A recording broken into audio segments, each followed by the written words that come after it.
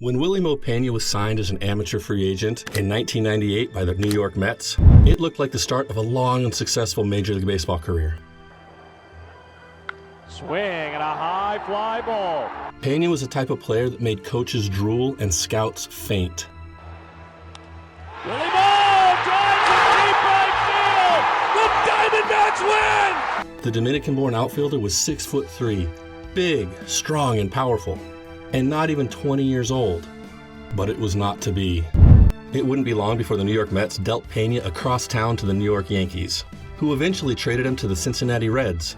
The trade to the Cincinnati Reds helped launch his career towards potential stardom, but it was also the beginning of a long journey that never quite reached its peak. Here's a look at the life and times of Willy Mo Pena, and what happens when things go sideways for a potential star. Willy Mo Pena finally made his debut in 2002 with the Cincinnati Reds. About 4 years after he was picked up as a free agent for the Dominican Republic, Pena absolutely shredded things in the minor leagues throughout the first few years of his pro career. He was widely considered a potential superstar in the making. He would finally get his big league break in September 2002 at the end of the season for Cincinnati, and he quickly put his power on full display with a home run in his second career game against the Chicago Cubs. Over the next few years, Pena was primarily used as a fourth outfield option for the Reds. He made his way onto the field mostly out in center field, covering for an injured Ken Griffey Jr. and also serving as the Reds' backup right fielder. But Big Willy Mo was not the best fielder, and the National League didn't have a designated hitter position at the time, so Pena had to wait his turn to get starts in the outfield. If the National League could use the DH back then, perhaps he could have been an everyday starter at that position. Or perhaps the everyday starter in right field for Austin Kearns, who could also have been the Reds' DH. Pena's tenure with Cincinnati came to an end in 2005, and overall he put together a respectable career in the Queen City. He hit for an average of .248 and had 51 home runs and 134 RBI in just over 300 games with Cincinnati. Following the 2005 season, the Reds traded their young slugger to the Boston Red Sox for pitcher Bronson Arroyo. Just as with Cincinnati, Pena primarily served as the fourth outfielder for the Red Sox, including as part of a platoon in right field. In 2006, he would enjoy one of the best years of his career. After Coco Crisp was put on the disabled list early on in the season, Pena became the full-time center fielder. But almost immediately after assuming the role, Pena himself was placed on the disabled list after he injured a tendon in his wrist. Pena was reactivated from the disabled list in mid-July, and when Trot Nixon was injured at the end of the month, Pena became the Red Sox full-time right fielder. And he answered the call. The day after Nixon went on the DL, Pena came a double shy of hitting for the cycle in a game against the Cleveland Indians. He would end the season with 11 long balls, capping one of the best seasons of his Major League Baseball career.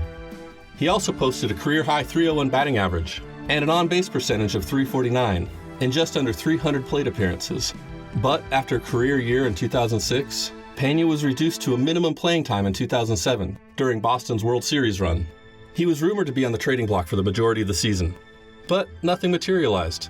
And he remained with the Boston Red Sox despite rarely appearing in the lineup. Mostly he was used as a platoon guy, backing up Coco Crisp and J.D. Drew in the outfield. Pena's one defining moment early on in the regular season was a grand slam that he hit in early April to give Boston a walk-off win.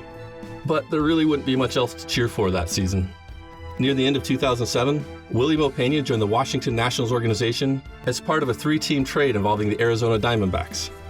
Washington's was the third uniform he wore during a Major League game, and the 5th overall organization he had been a part of in his career.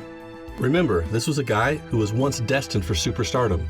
Someone who, at the beginning of his career, was expected to be a potential face for Major League Baseball. But by 2007, that still hadn't materialized for Pena. Pena finished that year with 289 at-bats and 13 home runs. His batting average dropped back below 300, down to .259, and his on-base percentage also dropped down to .319. Still, he was hoping that a fresh start in the nation's capital would be the push he needed to get his career going in the right direction. But things went no better in 2008. Pena saw minimal playing time for the Nationals, logging fewer than 200 at-bats. He managed to hit just 2 home runs in 195 at-bats, and it would prove to be his final season in Major League Baseball for the next 3 years. The trade to Washington wasn't the career resurgence that he or the Nationals were hoping for, and the team released Pena in 2009 after he refused a designation to the minor leagues. After being released by Washington, Pena signed a contract with the New York Mets and would almost immediately be demoted to their AAA team. Then, not even halfway through 2009, he was released by the Mets. It looked like his career might be over at the age of just 27. In 2010, Willy Mo Pena resurfaced, this time playing for the Bridgeport Bluefish. Bridgeport was an independent baseball team that played in the Atlantic League. Pena finally had some success on the diamond again, but unfortunately, it came against a much lower level of competition. When a former big league player drops down to an independent league, he should arguably put up some big numbers. And that's exactly what Willy Mo Pena did, hitting over 300 for the second time in his career. Over the winter, Pena returned to his native Dominican Republic to play in the Dominican Winter League. After finding success in the independent level and in the Winter League, he earned another opportunity with a Major League Baseball contract. In 2010, he signed a contract with the San Diego Padres and was assigned to AAA Portland, but he never appeared in a Major League game for San Diego. Next up was the Arizona Diamondbacks. In 2011, Pena received a minor league deal with an invitation to spring training, and that year he started to light it up again with AAA Reno. In Reno, he hit .356 with 21 home runs and 62 runs batted in. And he earned a Major League call-up in the middle of the season. Almost immediately upon his return to Major League Baseball, Pena launched a big league homer for the first time in 3 years. It seemed like he found new life with a new organization. Then, he hit another go-ahead homer on the road at Comerica Park against the Detroit Tigers that went over 450 feet. Less than a week later, he hit a walk-off home run against the Cleveland Indians. But Pena's career resurgence was short-lived. The Diamondbacks designated him for assignment in the middle of July. He was released 9 days later. And that would end his short but somewhat successful tenure with the Arizona Diamondbacks. Less than 2 weeks later, Pena joined his final Major League Baseball team, signing with the Seattle Mariners. But he spent the rest of that year in the minor leagues. In 76 minor league appearances, Pena hit .358 with an on-base percentage of .440 and a .712 slugging percentage. On top of a solid slash line, he belted 25 homers and posted 77 runs batted in. In the 2011 season, Willy Mo Pena decided to take his talents to Japan. The next stage of his career began with the Fukuoka SoftBank Hawks of the Nippon Professional League, or NPB. Pena appeared in 130 games during the 2012 NPB season, hitting .280 with 21 home runs and 76 runs batted in.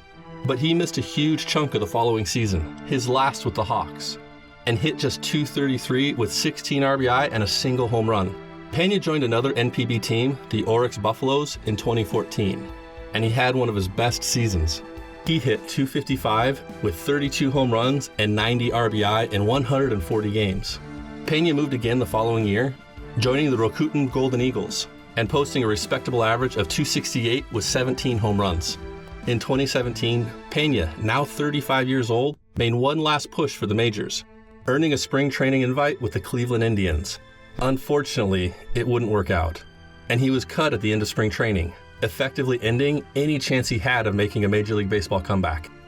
Willy Mo Pena finished out his Major League Baseball career with a negative 1.2 WAR, just over 1,700 at-bats, 425 career hits, 85 home runs, and a batting average of .250 in a combined 8 seasons of Major League Baseball experience. He was a guy who had plenty of promise at the start of his career, but he never quite panned out due to injuries and other factors.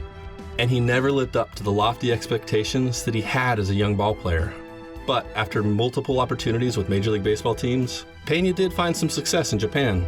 Despite the shortcomings throughout the career, Pena still left his mark on baseball, and he will forever be known as a guy who had incredible power. But when he wasn't hitting home runs, well, he wasn't doing a whole lot else to help his team win. Willy Mo Pena was a monster throughout the minor leagues and overseas in Japan.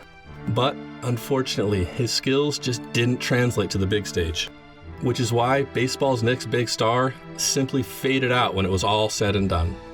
Thanks for listening to Baseball Mania. Subscribe for more and send us your topics that you want to discuss here on the Baseball Mania YouTube channel.